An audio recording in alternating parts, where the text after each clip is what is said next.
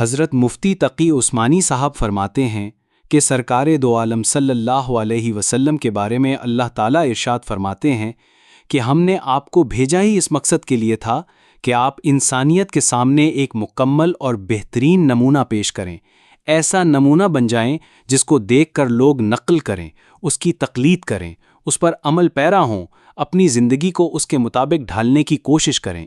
اسی غرض کے لیے نبی کریم صلی اللہ علیہ وسلم کو اس دنیا میں بھیجا گیا تھا۔ آپ صلی اللہ علیہ وسلم کی زندگی کا ہر ایک لمحہ ہمارے لیے ایک مثال ہے، ایک نمونہ ہے اور ایک قابل تقلید عمل ہے۔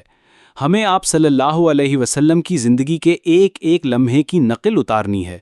ایک مسلمان کی حیثیت سے ہمارا یہ فریضہ ہے، لہٰذا ہم نبی کریم صلی اللہ علیہ وسلم کو دنیا کے دوسرے لیڈروں پر قیاس نہیں کر سکتے کہ ان کا ایک دن منایا اور بات ختم ہو گئی، بلکہ سرکار دو عالم صلی اللہ علیہ وسلم کی حیات طیبہ کو ہماری زندگی کے ایک ایک شعبے کے لیے اللہ تعالیٰ نے نمونہ بنایا ہے، اور سب چیزوں میں ہمیں ان کی اقتدا کرنی ہے۔